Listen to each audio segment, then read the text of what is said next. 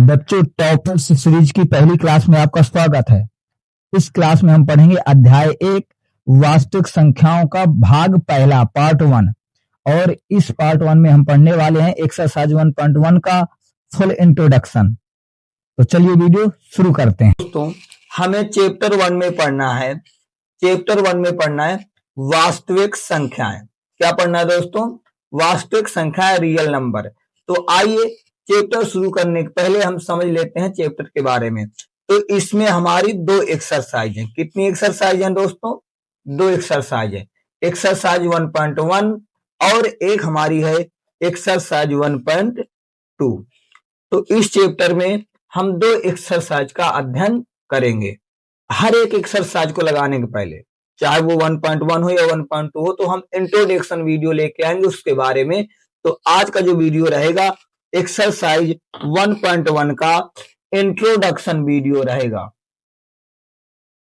Introduction video रहेगा, यानी यहां पर आपको एक्सरसाइज 1.1 के बारे में डिटेल से समझाया जाएगा कि इस प्रश्नावली में क्या क्या पढ़ना है। और फिर जब हम एक्सरसाइज 1.2 पढ़ाने आएंगे तो उसके पहले हम एक्सरसाइज 1.2 का भी हम लोग इंट्रोडक्शन वीडियो लेकर आएंगे, ताकि आप लोगों को बेसिक से बेसिक चीज बताएं और हर एक सवाल, हर एक कंसेप्ट आप समझ सकें। क्योंकि अगर आप इस चैनल पर मैथ पढ़ने आए हैं, इसका मतलब है कि आप मैथ के हीरो बनकर जाएंगे। आप बस हमारे साथ बने रहिए। तो चलिए समझते हैं एक्सरसाइज 1.1 का इंट्रोडक्शन वीडियो। तो देखिए, हमें पढ़ना है वास्तविक संख्याएं। क्या पढ़ना है दोस्तों? वास्तविक संख्याएं। तो आइए बात करते हैं कि वास्तविक संख्याएं क्या होती हैं। तो वास्तविक संख्याएं किनसे मिलकर बनी होती हैं? परिमेय और अपरिमेय संख्याओं का संग्रह है।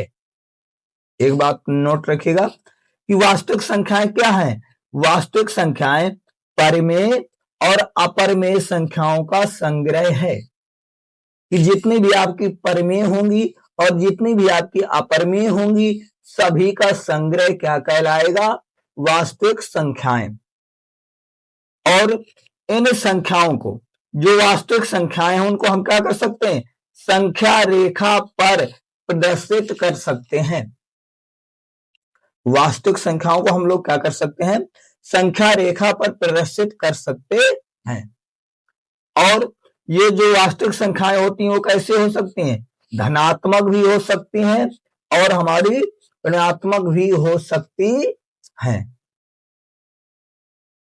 दोस्तों, आपको समझ में आया होगा। और आपने परिमेय और आप अपरिमेय संख्याएं कक्षा 9 में डिटेल में पढ़ी होंगी। तो आइए समझ लेते हैं। जैसे ये संख्या रेखा पर हमने क्या बोला कि इन संख्याओं को कहां पर? संख्या रेखा पर हम लोग क्या कर सकते हैं? निरूपित कर सकते हैं। तो जैसे हम लिख देंगे 1 है, 2 है, 3 है, 4 है, -1, -2, -3, -4। तो ये तो वास्तविक संख्याएं हैं भी। हमने क्या बोला? धनात्मक हो सकती हैं। तो इस जीरो के आप इस तरफ जाएंगे तो आपको धनात्मक मिलेंगी। हमने क्या बोला कि वास्तविक संख्याएं ऋणात्मक हो सकती हैं। जीरो के आप इस तरफ आओगे तो ऋणात्मक होंगी। हमने बोला कि संख्या रेखा पर, तो संख्या जैसे ये 1 और 2 है, 1 और 2 के बीच में कितना आ जाएगा? 1/2। तो ये क्या बन गई? ये हो गई परिमेय संख्या। जैसे हम 2 और 3 के बीच में लिख दें या इनके बीच में आ जाए, जैसे आ गया 3.5, ये क्या है? परिमेय संख्याएं हैं। और जो संख्या रेखा पर अपरिमेय होंगी, जैसे आपका हो गया √2, √3, पाई, ये भी क्या है?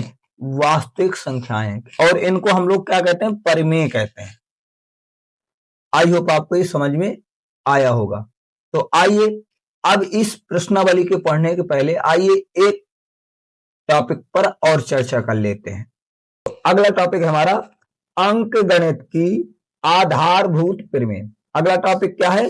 अंक गणित की आधारभूत परिमेय है प्यारे बच्चों।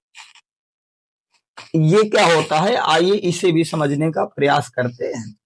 तो पढ़िएगा ध्यान से। प्रत्येक भाज्य संख्या को अभाज्य संख्याओं, किनके रूप में? अभाज्य संख्याओं के गुणनफल के रूप में व्यक्त करना क्या कहलाता है? अंकगणित की आधारभूत प्रमेय कहलाता। दोस्तों क्या है? प्रत्येक भाज्य संख्या को, किसे? भाज्य संख्या को हम क्या कर सकते हैं? अभाज्य संख्याओं के एक गुणनफल के रूप में व्यक्त किया जा सकता है।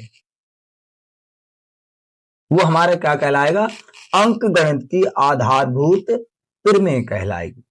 क्या है? भाज्य संख्या। भाज्य संख्या तो आप लोग जानते होंगे, उन्हें हमें क्या करना है? अभाज्य संख्याओं के रूप में लिख देना है, बस वो बन गया अंकगणित की आधारभूत प्रमेय। और है क्या? यह गुणनखंड अभाज्य गुणनखंड के आने वाले क्रम के बिना अद्वितीय होता है। एग्जाम्पल को समझने की कोशिश करते हैं। जैसे हमने लिखा, ये क्या है? 66। 66 क्या है? भाज्य संख्या है। अब इसको हम क्या करेंगे? अभाज्य संख्याओं के रूप में। तो जैसे हम लिख दें 66 और इसका हम लोग क्या निकाल लें? एलसीएम। तो ये कितने से कटेगा? 2 से। द्वितीय 6, द्वितीय 6, फिर कितने से कटेगा? 3 से। 3 एकन्नम 3, 3 एकन्नम 3, फिर कितने कटेगा? 11 से। तो हम 66 को क्या लिख सकते हैं? 2, 3, 11। तो ये अभाज्य है कि नहीं है? 2 भी अभाज्य है, 3 भी अभाज्य है, 11 भी अभाज्य है। तो हमने भाज्य संख्या को अभाज्य संख्याओं के गुणनफल के रूप में लिख दिया। बस यही तो है अंकगणित की आधारभूत प्रमेय। जैसे अगला है 420। क्या है? 420। 420 के अगर हम लोग फैक्टर करें तो क्या होंगे फैक्टर? पहले 2 से तो 2 दूना 4, 2 एकन्नम 2, 0। फिर 2 से जाएगा तो 2 एकन्नम 2, 0, 2 पंचे 10। अब ये 2 से तो डिवाइड होगा नहीं, इसे कितने से कर देते हैं? 3 से। तो 3 तिरका 9 और 3 पचे 15। अब ये 5 से जाएगा और ये 7 से। तो 420 के कितने गुणनखंड हो गए? 2 इंटू 2 इंटू 3 इंटू 5 इंटू 7। तो ये हो गया अंकगणित के आधारभूत प्रमेय। ये क्या थी? भाज्य संख्या।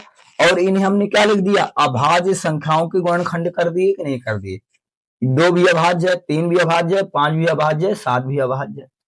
तो जब भाज्य संख्या को अभाज्य संख्याओं के गुणनखंड के रूप में लिख दिया जाता है तो वो कहलाती है हमारी अंकगणित की आधारभूत प्रमेय।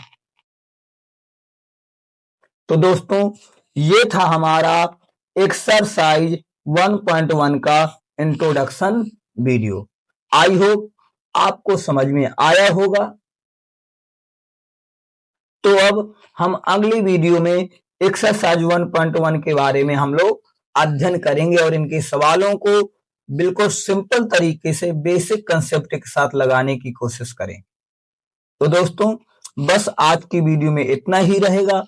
अगर आपको वीडियो पसंद आया है तो वीडियो को लाइक कर दीजिएगा और कमेंट करके आप हमें अपने सुझाव जरूर दीजिएगा। और अगर आप इस चैनल पर पहली बार आए हैं तो प्लीज हमारे चैनल को सब्सक्राइब कर लीजिएगा। हम मिलेंगे आपको अगली वीडियो में। जब तक के लिए आपको पूरा वीडियो देखने के लिए बहुत बहुत धन्यवाद एवं दिल से आभार।